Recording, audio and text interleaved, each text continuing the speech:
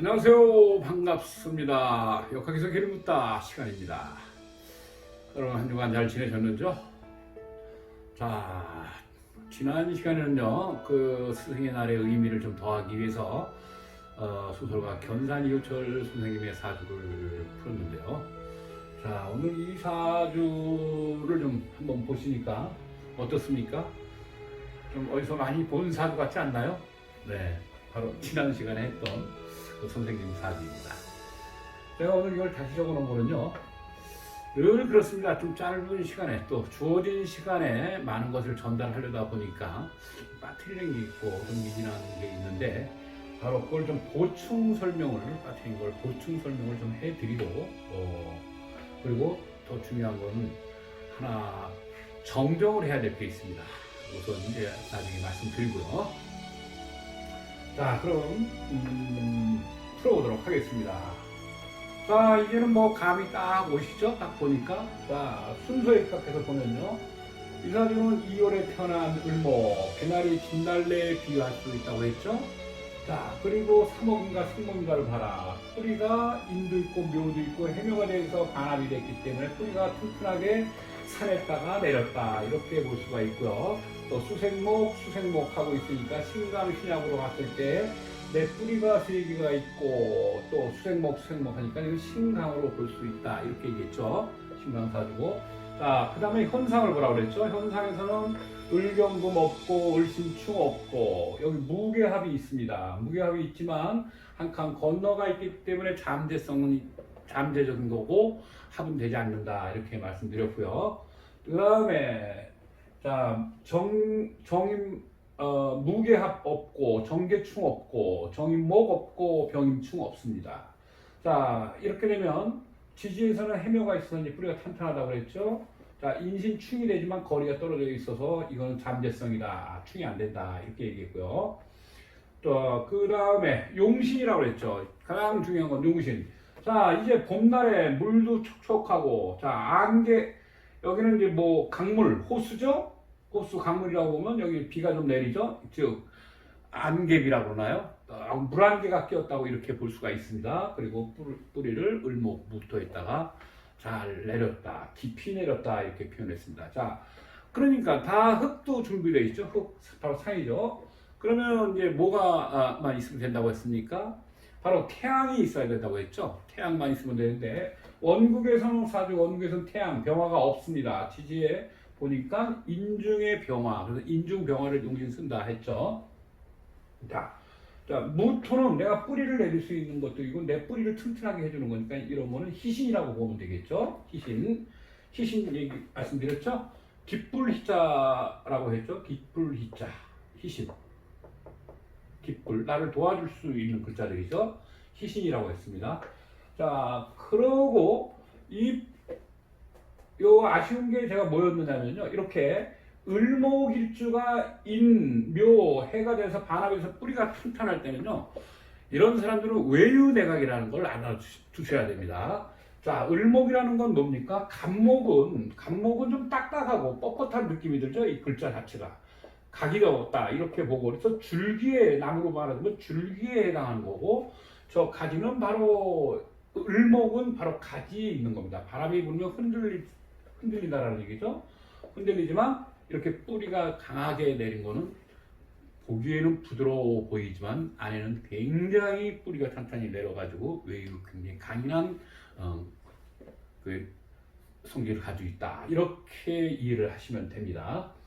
자, 그래서 그리고 또 한 가지는 이거를 뭐에 비유하느냐면요, 이렇게 뿌리를 이렇게 탄탄히 내렸을 때는 땅 속이죠. 여기는 하늘이고 땅이죠. 여기는 이럴 때는 토란이 됩니다. 알토란 같은 사람이 됩니다. 그래서 그 토란이라든가 그 감자 있죠. 감자, 고구마, 이런 거는 바로 어떻게 됩니까? 줄기를 갖다가 겉으로 볼 때는 뭐 그냥 뭐 야채나 다름이 없죠. 풀이나 다름이 없죠. 근데 이렇게 잡아서 당기니까 어떻게 됩니까? 안에서 감자, 고구마가 싹을 당기니까 그냥 막 올라오는 것 같습니다. 그래서 이런 사람들은 알토란 같은 부자다 이렇게 말씀드릴 수가 있고요. 또 하나는 요 무토가 신이죠. 뿌리를 내릴 수 있는, 뿌리가 내릴 수 있는 산. 요거는 나한테 재물이 된다고 그랬죠. 목국토 하는 나에게 재물이고 또 여자죠. 부인이고 이렇게 된다고 했습니다. 자, 그리고 어린 시절로 이제 대운을 한번 들어가 보도록 하겠습니다. 용신은 인중병화라고 보시면 됩니다. 자, 대운을 보면 먼저 대운을 봐야죠. 갑진. 자, 2월에 태어난 나무가 갑진이었으니까 뭡니까? 등락지목이라는 말씀 드렸죠. 새가 나무에 둥지를 틀기 때문에 그 큰 나무의 소유권을 가져올 수 있다. 그래서 2등이 1등이 된다. 등락지목. 그렇죠? 차석이 1등 되는 거죠. 그리고 갑은 항상 첫 번째 으뜸이고 건물주, 임대인이죠. 그리고 을은 가지가 되니까 임차인이라고 했습니다. 근데 이 을목이 갑목을 볼 때는 두각을 나타내고 임차인이 임대인이 되고 또 둥지를 틀고 해서 2등이 1등이 된다. 이렇게 얘기했습니다. 그러면서 자신이 굉장히 자신의 역량을 발휘하기 시작한다. 그래서 이때 이제 신동 소리도 들었다고 그랬죠. 그래서 그 천자문도 앞으로도 줄줄 외우고 뒤로도 줄줄 외우고 뭐 이랬다고 했지 않습니까? 그래서 이제 그 여담인데요.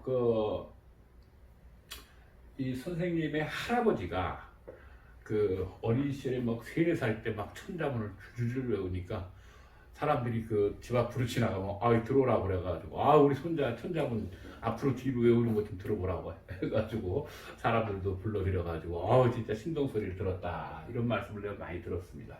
자, 그리고 진터는 옥토였다고 했죠. 옥토.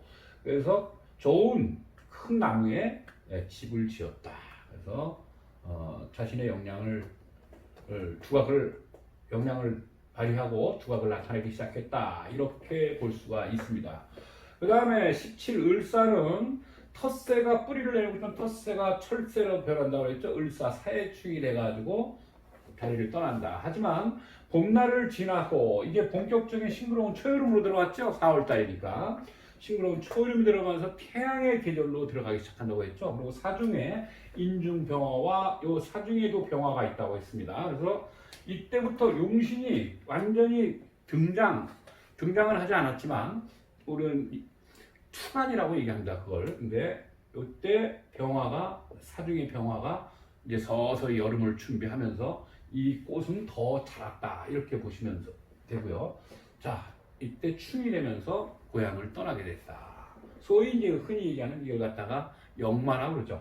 이때 인신사해, 아까 거리가 멀어서 충이 안 된다고 했는데 이때 이게 와주면서 건드리니까 사해충이 되면서 전체가 다 움직였다. 이렇게 되니까 집을 떠났다. 역마가 작용했다. 이렇게도 얘기합니다.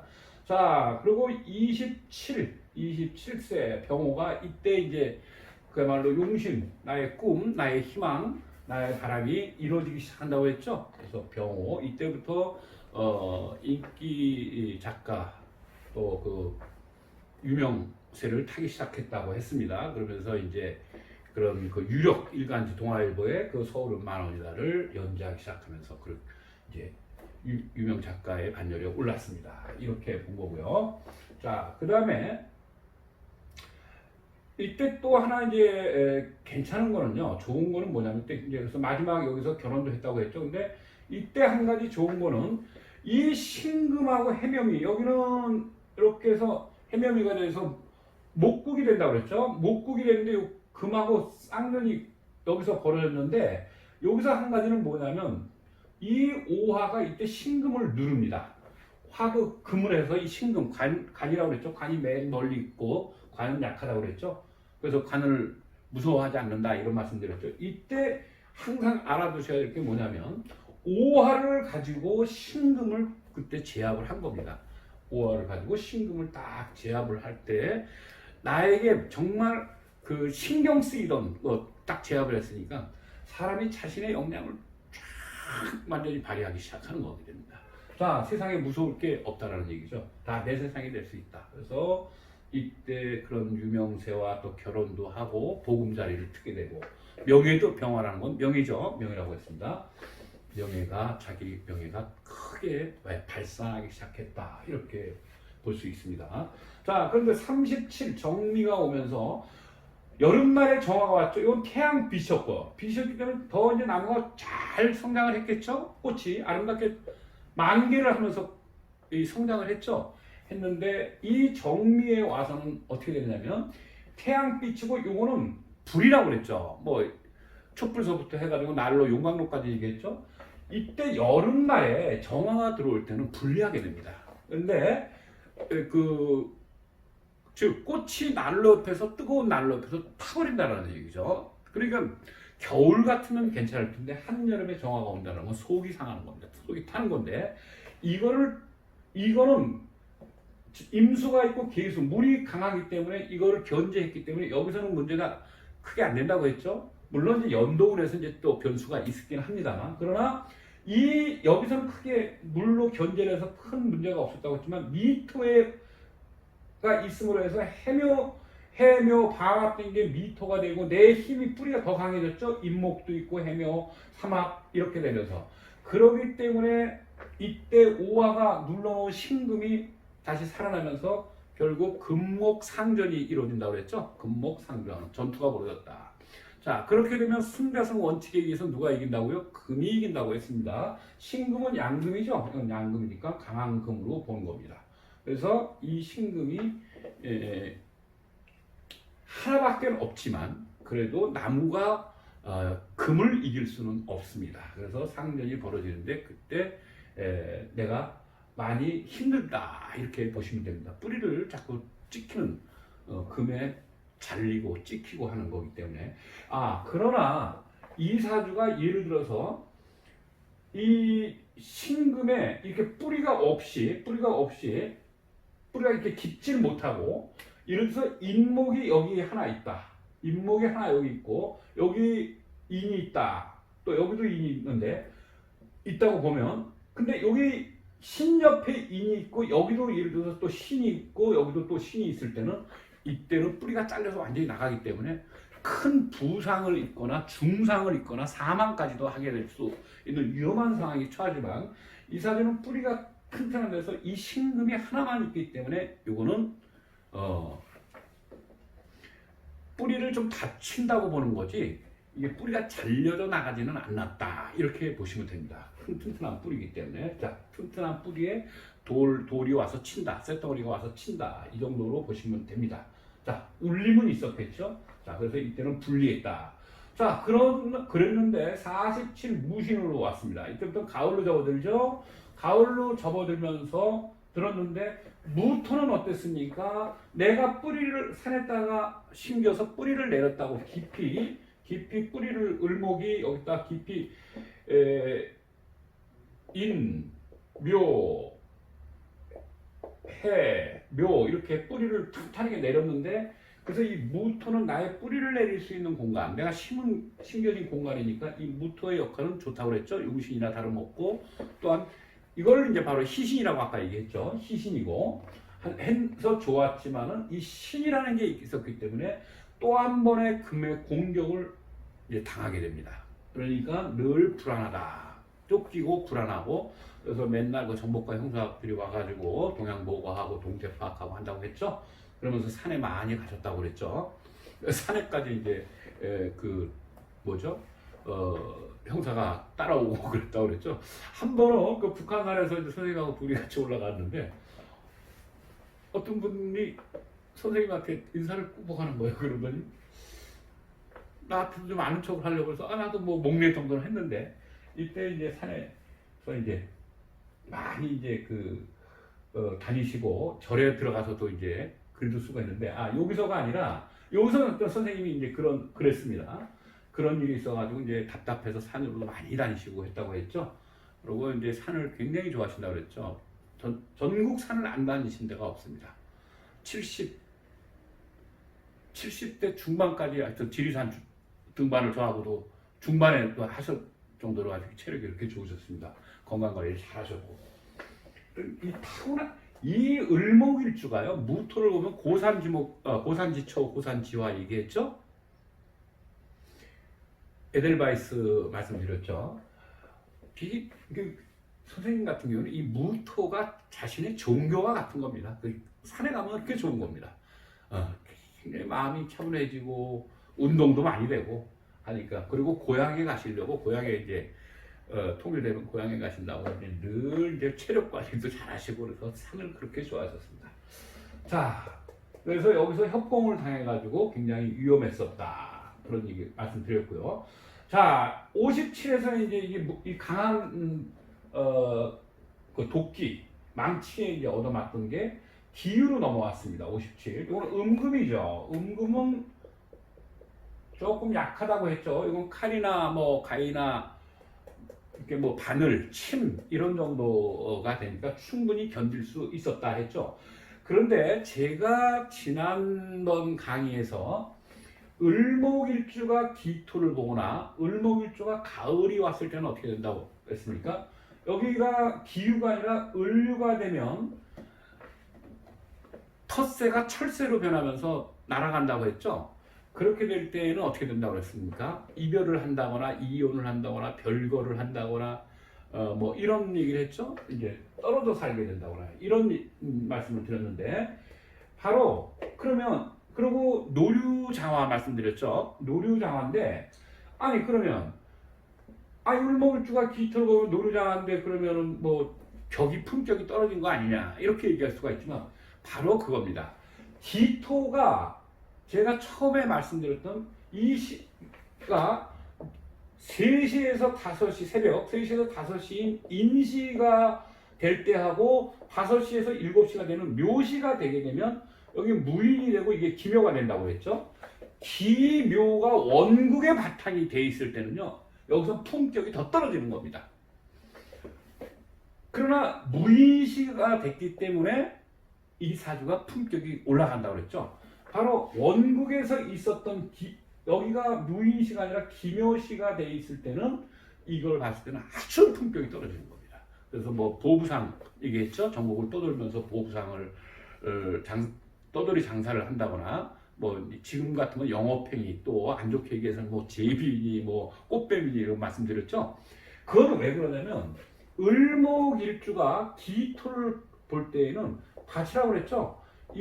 여기서 내가 심겨가지고 내가 야채가 되는 거라고 보면 됩니다. 그러니까 흙 속에서 뿌리를 내서 그 양분을 흡수해야 되니까 목국토, 여자, 부인, 재물이라고 그랬죠. 같은 거라고 그랬죠. 그러니까 이 사주는 기토가 아니라고 제가 그랬던 겁니다. 노류장화가 되면 품격이 완전히 떨어지는 거기 때문에. 그러나 여기서 기토를 봤으니까 나쁜 거 아니냐, 헤어지는 거 아니냐, 날아가는 거 아니냐 했지만 사주 품격이 이런 상태에서 이렇게 됐다는, 기운을 만났다는 거는 이제 유람이라고 생각하시면 됩니다. 이제 평야를 돌아다닌다. 새가 마음껏 자유롭게 날아다닌다. 그렇기 때문에 품격이 떨어졌다고 생각하시면 안 됩니다. 제가 왜냐면 지난 시간에 을목이 가을을 만났을 때는 철새에서 날아간다고 했기 때문에 혹시 뭔가 모순이 있지 않는가 이렇게 생각할 수가 있기 때문에 여기서 제가 조금 보충 설명을 좀 더 많이 드리는 겁니다. 자, 그래서 그걸 말씀드리고 싶고요. 그래서 이런 거는 이때 노류장화가 아니라 이때는 을목과 기토, 이때는 이 사주에서 이런 운이 왔을 때는 가을에 여행을 떠다닌다 이렇게 생각하시면 되고요. 새가 넓은 평야를 돌아다닌다. 그렇기 때문에 이럴 때 유유자적하면서 가을이 왔죠. 가을 휴가라고 생각하시면 됩니다. 그래서 세상 구경을 여행 다닌다. 세상 구경을 하고 넓은 세상을 여행을 많이 다닌다. 그래서 전 세계 여행 많이 다녔다고 그러셨죠. 말씀드렸죠. 자, 그 다음에 경술이 왔습니다. 경술은 이제 더 늦가을이 와가지고 우박이 내리는 계절이 왔죠. 그리고 을경금 나랑 합치켜서 좋을 게 없죠. 좋을 게 없지만은 이 우박 내리는 거를 그때 임수하고 경금의 관계는 좋은 관계라고 그랬죠. 그래서 우박 내리는 걸 임수가 계속 빨리빨리 씻어내버리고, 또 이게 없다 해도 경금이 경금이 을목 합하려고 하는 걸 갖다가 을목이 무토는 내가 극할 수 있으니까 내가 이길 수 있는 거죠. 내가 뿌리를 내릴 수 있는 땅이었으니까. 근데 이 무토는 경금, 이 토생금을 해주고 있기 때문에 이게 와서 나를 우박 내리게 하려고 하면 경금을 흉신을 도와주는 무토를 내가 잡고서 가운데 놓고 협상을 벌인다 이렇게 돼가지고 그때 어떤 협상이라는 게 이제 말하자면 흥정거리죠. 흥정이 굳는 겁니다. 자, 이때에 이 경금은 강하죠. 여기 밑에서 또 토생금을 해주고 있으니까. 그래서 어떤 흥정거리, 그러니까 때 뭐 출판사에서 뭐 계약을 하자는데 뭐 선불은 얼마를 주고 계약금은 얼마 주고 인세는 몇 프로 주겠다 뭐 이런 뭐 흥정을 할 수도 있고 뭐 또 인세가 더 많이 들어온다 뭐 이렇게 볼 수도 있다고 했습니다. 왜? 무토는 뭡니까? 을목의 재물이라고 그랬죠. 내가 뿌리를 내릴 수 있는 것. 그래서 여자가 되고 부인이 된다고 했습니다. 그래서 이 기묘시가 되면 천격의 여자지만 무토가 되면 품격 있는 여자를 얻을 수 있고 한다고 그랬습니다. 자, 그리고 그래서 이때는 무토 역할이 컸죠. 즉 재물이 이 무토의 도움을 받아가지고 바로 내가 그 피해를 보는 게 아니기 때문에 바로 무토는 재물이니까 재물운이 있었다. 또는 부인이 지혜를 발휘한다거나 또는 내가 큰 지혜를 발휘할 수 있다. 왜? 내가 직접 당하지 않고 무토를 가운데 놓고 협상이 벌어지기 때문에, 흥정이 벌어지기 때문에 부인의 역할도 중요했고 또 나한테 재물운도 있었다. 이렇게 볼 수가 있습니다.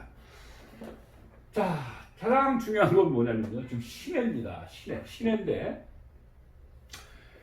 이때 여기서도 을신충이 당하는 거죠. 을신충이 당하는 건데 바로 아까 경금을 무토를 가운데 세워놓고 협상을 벌인 것처럼 신금이 와서 을목 나를 치는데 가운데 무토 산이 있어가지고 요걸 놓고 네가 나를 서리를 마치고 나를 때리면 우박을 때리면 산이 있다 가운데 나서서 협상을 벌어진다. 왜?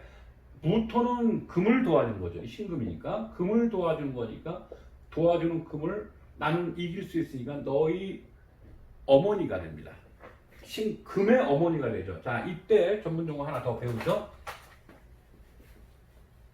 자, 나를 도와주는 건 우리 목화토금수 오행에서 배웠죠. 수생목 목생 화생토 할 때 나를 도와주는 건 수입니다. 인수라고 합니다. 인수. 자, 여기서 전문 용어를 하나 배우면요. 여기 수생목하고 있죠. 또 수생목하고 있죠. 이게 다 나를 도와주는 목은 어머니가 나한테 젖을 주는 거와 같습니다. 그래서 우리는 젖을 먹고 자라고. 그때 이게 뭐라고 하냐면 우리 요거 끈이죠. 인끈 그래서 이걸 인수라고 합니다. 인수. 도장 인자 있죠. 도장 인자를 써서 인수라고 얘기합니다. 나를 도와주는 건 인수. 즉 끈으로 연결되어 있는 겁니다. 도장 인자인데 이 도장 우리 인감 도장 할 때 이 인자 도장 인자 이거 쓰죠. 즉 나한테 모든 걸 위임하고 나 도와준다라는 뜻입니다. 연결이 되어 있다. 끈처럼 실사변이 들어가지고 그래서 요 숫자는 줄수 받을 수죠. 받을 수. 그러니까 요게 끈으로 연결이 되어 있어가지고 나에게 준다 이렇게 보시면 됩니다. 수생목. 그래서 인수라고 얘기를 합니다. 인수. 요건 또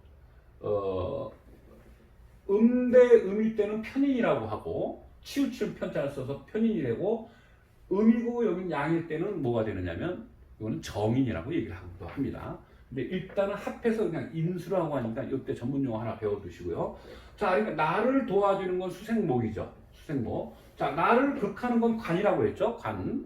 자, 그런데 여기서 관이 또 왔죠. 이 관이 와서 나를 갖다가 예를 들어서 합을 시켜가지고 우박을 내리고 서리를 내리려고 하는데 어떻게 됩니까? 관이 왔죠. 근데 관을 도와주는 건 뭡니까? 금을 도와주는 건 뭐라고 그랬죠? 토가 도와주는 겁니다. 토생금이라고 했죠. 토생금. 그러니까 금 입장에서는 이 토가 어머니가 되겠죠. 지금 물이 나를 도와줄 때 이게 어머니인 것처럼 인수, 어머니인 것처럼 이때는 이 경금이나 신금한테는 이 무토나 기토가 어머니가 됩니다. 그러니까 흉신을 도와주는 이 어머니 무토를 내가 극할 수가 있기 때문에 아까 협상이 벌어진다는 뜻입니다. 그래서 이 어머니 금을 도와주는 인수 어머니를 잡고 흥정을 했다. 근데 그 역할을 누가 했습니까? 나의 재물이, 즉 나의 부인이, 나의 여자가 해줬다. 그렇기 때문에 그때 큰 지혜를 발휘하게 된다. 이렇게 보시면 되는데, 자, 이 신금에서 어떻게 되느냐면 을신축 내릴 걸 이 무토가 있어서 협상을 이뤄가지고 안 된다고 했죠. 그리고 이때 서리가 만약에 무토가 없어도 서리가 내린다면 임수가 바로 씻어낸다고 했죠. 물로써 그냥 씻어내버린다. 이렇게 말씀드렸고 해서 이때도 그냥 무난하게 편안한 여생을 보냈다. 이렇게 말씀드리고 해가 왔다고 그랬죠. 요때에 82세죠. 82세 요 해운으로 딱 넘어오면서 82세부터 86세까지가 됩니다. 86세까지가 되는데 이때의 포태법을 제가 말씀드렸죠. 을목일주, 을해일주는 해가 포태법, 즉 사람이 태어나서부터 어머니 뱃속에서 태어나가지고 늙고 병들고 묘지에 들어가는 것을 12가정으로 그려놓은 겁니다. 그것을 포태법이라고 하는데 그 과정 속에서 이 해라는 글자는 죽음을 상징하고 있습니다. 그런데 여기 해가 한번 또 왔죠. 그러니까 죽음이 더 가까이 왔다고 볼 수도 있습니다. 그래서 연세가 들었으니까 이제 뭐 그렇게도 말씀드릴 수 있지만 이런 글자가 예를 들어서 이 해라는 이 포태법에서 이 해라는 죽음의 글자가 한 뭐 17세 여기 을사운이나 이때 27세 운 또는 37세 운에서 예를 들어서 정해가 왔다 또는 을해가 왔다 그러면 어린 시절이나 젊은 시절에도 그런 죽음의 경험 같은 걸 한번 하게 됩니다. 그래서 포태법은 굉장히 활용도가 높으니까 시간이 되시면 한번 좀 찾아보시고 앞으로 쭉 이제 구체적으로 들어갈 겁니다. 포태법서부터 이제 관계론이라든가 이런 거를 제가 실전을 지금 들어가느라고 보여주거나 실전을 해보면서 내가 어떤 게 부족하다는 걸 알게 되기 때문에 좀 실전을 많이 했는데 이제는 이제 몇 번 하고 나서는 몇 회 더 실전을 하고 나서는 그때는 관계론이라든가 포태법이라든가 이런 걸 아주 구체적으로 들어가도록 하겠습니다. 자, 그러면 이 해라는 여기 운에서 이게 어떻게 되어 있느냐면 죽음의 글자라고 그랬죠. 포태법으로. 그러고 있는데 어떻게 되느냐면 2015년 을미년이 왔죠. 그러면서 여기 해묘가 되어 있던 게 또 한 번 해묘가 되고 미토가 와서 삼합이 돼버렸죠. 해묘미. 그러면서 내가 또 강해졌죠. 내가 또 강해지니까 또 이 신금하고 또 부딪혔죠. 그렇죠? 해묘미. 내 뿌리가 튼튼해진 겁니다. 그러나 을목이나 간목은 가을이 오게 되면 일단 힘이 좀 빠지는 거라고 이렇게 보시면 됩니다. 약해졌다. 어쨌든 연세도 많고 했는데 요때에 이렇게 와가지고 부딪히면서 이제 자꾸 하셨다 이렇게 말씀을 드렸는데 전화가 왔습니다. 이 동영상 본 내 지인이 전화가 와가지고 선생님 그래서 이제 이때 이렇게 대운도 그렇고 이렇게 부딪혀서 금목 상전이 다시 이루어졌죠. 그래서 돌아가신 걸로 했는데 전화가 왔습니다. 나보다 그 먼저 봤나 봅니다. 제가 알기로는 선생님 2015년이 아니라 2016년도에 돌아가셨는데요. 이건 뭐 사주를 볼 줄 모른다 해도 선생님이 언제 돌아가신 건 아니까 역학 공부 안 하는 사람도 아니까 그 전화가 왔어요. 아차 싶더라고요. 자, 짧은 시간이라든가 좀 주어진 시간에 좀 많은 얘기를 전달하다 보면 좀 그런 때가 있습니다. 또 저도 많이 실수를 했는데요. 실전을 해서 이제 직접 상담을 하다 보면 이렇게 대운을 이렇게 이제 선생님은 2월에 태어나서 3, 4, 5 이렇게 순행으로 갔지 않습니까? 근데 반대로 가는 역순도 있다고 그랬죠. 어떨 때는 사주를 갖다 여러 사람 거를 같이 동시에 막 보다 보면 순행을 역순으로 뽑아놓고 사주를 풀고 있습니다. 물어보면 하나도 안 맞아요. 그럴 때가 있는데 제가 이때 착각을 했습니다. 을미 이때 물론 약해졌죠. 물론 약해졌다고 봐야죠. 왜? 이때 해묘미가 되면서 금목상전이 벌어졌는데 그 다음에 2016년도 이때입니다. 이때 2016년도 병신년에 다시 한번 금목 협봉을 당하는 거라 그랬죠. 여기 연도에서 오고 원구에서 금목상전이 벌어지면서 작고를 하셨다 이렇게 보는데 참 기가 막힌 게요.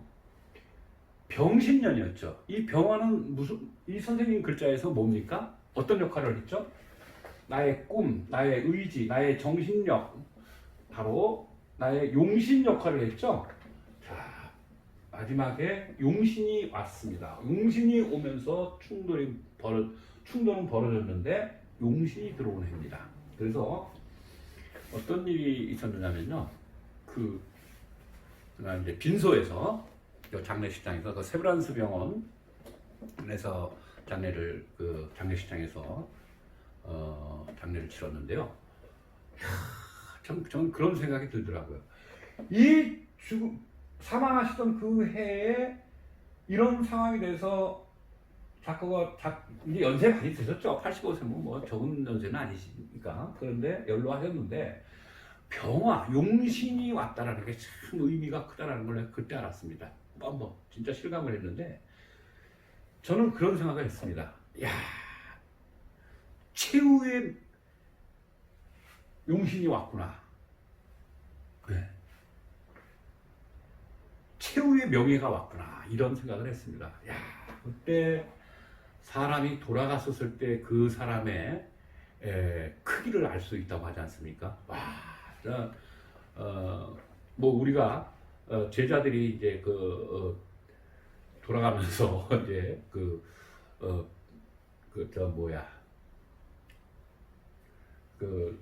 방문객들을 이제 맞이하고 했는데 제가 그때 이제 접수를 담당하고 있었는데 그 안내 접수를 맡았었는데 어떤 사람이 오느냐면요. 야, 놀랐습니다. 물론 저도 좀 알고는 있었는데 거기 방명록에 적는 걸 보니까요. 야, 참 민주화 운동 하시면서부터 그 정계에 있는 분들은 물론이고요. 현역 국회의원서부터 제야에 있는 분들, 언론, 방송, 하다못해 경제계에 있는 사람들, 문화계에 있는 사람들, 총망라해서 오는데, 물론 청와대에서 이제 대통령이 조화도 보내오시고, 청와대에서 비서실에 있는 분들도 왔다 가고 했지만, 야, 정말 제가 놀랐습니다. 진짜 왕서부터 거지까지. 왕서부터 이런 얘기가 좀 뭐하죠? 왕서부터 진짜 서민까지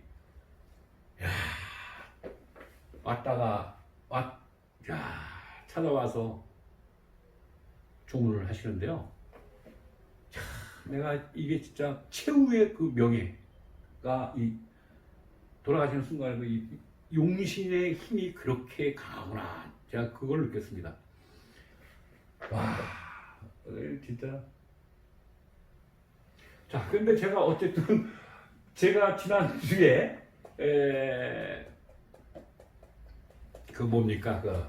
한 해를 빨리 땡겨서 작고를 시켰는데 정정을 해서 2016년도에 9월달에 이제 돌아가셨다라는 것, 요거를 정정해 드립니다. 자, 죄송하고요. 자, 이 정도면 됐나요? 네. 한 해를 내가 먼저 보내버려가지고 선생님한테 조금 죄송한데요. 네. 자, 그리고 잠깐 지난주에도 언급을 했는데 을목일주는요. 을목일주가 무토를 볼 때는 이제 고삼화이겠죠. 자, 그게 이제 맑은 공기, 높은 산, 이런 맑은 공기가 있어서 깨끗이 정화된 곳이나 다름이 없죠. 그래서 간목일주든 을목일주든 사주에서 이 시간 쪽에서 무토를 보면 이쪽은 미래를 보기 때문에요. 이 시간을 무토를 보게 되면 일단 장수상으로 보는 겁니다. 장수 하는 그러한 명입니다. 자, 그렇게 이해하시고, 자, 오늘 이 옆에 하나 제가 적어놨죠. 조금 비슷한 감이 있나요? 여기 선생님 거하고 이사주하고. 이사주는요, 이사주도 을목으로 태어나가지고 옆에서 여기는 월에선 무토를 받죠. 월에선 무토를 받고, 자, 밑에서 자수가 두 개가 있습니다. 겨울 자수죠. 겨울 한겨울이죠. 자, 선생님은 봄에 태어나고 물이 천간에 있는데 여기는 물이 지지에 있죠. 두 개가 있고, 그러면 근데 겨우 그러면 이사주는 봄날의 개나리, 봄날의 진달래인데 여기는 어떻게 되죠? 겨울꽃이 되겠죠. 자, 이 사람도 좀 비슷한 게 뭐가 있죠? 근데 이제 자리가 좀 다르게 있는데 이게 어마어마한 차이를 냅니다. 자, 숙제를 하나 오늘은 내드리겠습니다. 숙제를 하나 내드리는데, 이 사주는요, 이 스승님의 제자입니다. 제자인데, 물론 이제 소설 쓰는 작가죠. 소설 쓰는 작가인데, 이 사주는요, 어떻습니까? 딱 그림으로 보면, 형상이 어떻습니까? 이 사주하고 보면. 뭔가 감이 오나요? 이제 뭐 이 정도면 감이 와야 되는데요. 이 사주는 추운 겨울이죠. 11월인데 또 하나의 자수가 있다는 건 더 춥다고 보시면 됩니다. 더 추운데 잠깐 언급을 하면은요. 이 사주는 여기서 어떻게 되냐면 무자 다음에 여기 남자니까 여기로 기축으로 흘렀습니다. 1대운입니다. 이 사람은 10일, 20일, 이렇게 30일 이렇게 나가는데 지금 올해가 한갑입니다. 60일. 경자년 60일세 한갑인데 이 사람은 이 추운 겨울에 지나고 또 한 번 1세부터 10세까지 12월에 겨울이 왔죠. 이 나무의 이름은 뭡니까? 이건 개나리 진달래고 이건 무슨 꽃이라고 해야 됩니까?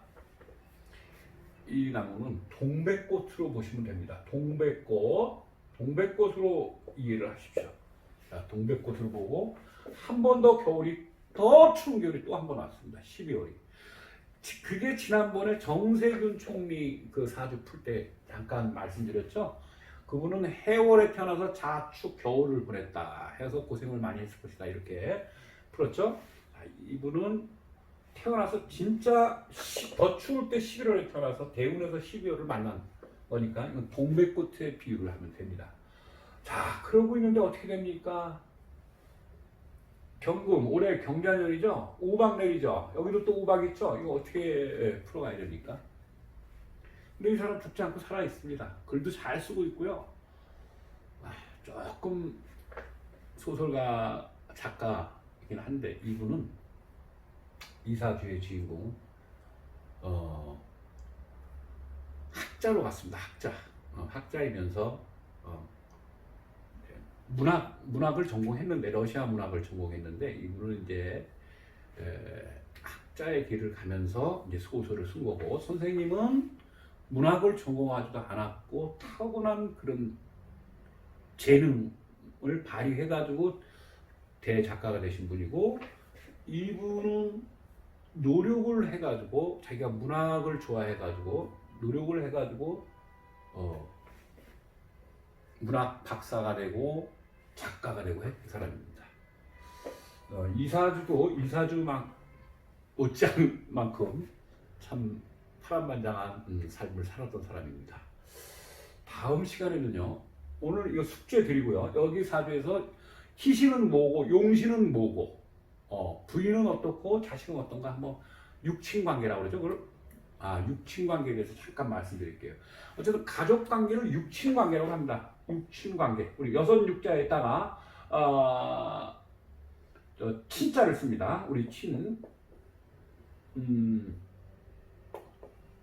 아유 뭡니까 이거 친자 맞나요? 육친관계입니다. 육친관계라고 그러는데 육친관계라는 건 이제 전문용어 하나씩 배워가는 거죠. 육친관계라는 건 여섯 육자의 우리 가족 친자죠. 우리 부모님을 생각하시면 됩니다. 우리 부, 모, 또 그다음에 형제, 형제, 또 그다음에 결혼을 해서 부인과 그리고 자식 이렇게 해서 부모, 형제, 처자 이렇게 됩니다. 처자 이렇게 해서 이걸 육친 관계로 합니다. 그래서 우리가 이렇게 육친을 쓰기도 하고 이제 우리 고기 육자 있죠? 이걸로도 쓰기도 하는데 이렇게 6개를 상징합니다. 그래서 보통 이 육친이라고 이렇게 얘기를 하니까 참고하시고 이거 전문용어로 쓰는 거니까 좀 알아두십시오. 그리고 육친 관계, 인간관계죠. 즉 가족 관계, 인간관계가 어떤가, 자식은 어떻고 부인은 누구이며 재물은 어떤가 이제 뭐 쭉 알겠죠. 육친 관계와 이제 그 형상을 갖다가 이제 하겠습니다. 지금까지 간목과 공교 이렇게 을목을 좀 많이 했죠. 자, 다음 시간에 이 숙제를 해드릴 테니까요. 어떤가 좀 보시고 한번 직접 한번 풀어보시고 제가 푸는 거하고 어떻게 다른가 한번 보시고 그 다음부터 이제 관계론으로 이제 들어가도록 하겠습니다. 계절과 관계. 그래서 그리고 이 많은 이 글자 안에는 뭐 제가 새라고 했다가 꽃이라고 했다가 뭐 여행이라고 했다가 바람이라고 했다가 많이 얘기했죠. 이 글자 안에 들어있는 글자의 의미, 뜻을 공부하도록 하겠습니다. 자, 이렇게 참고하시고요.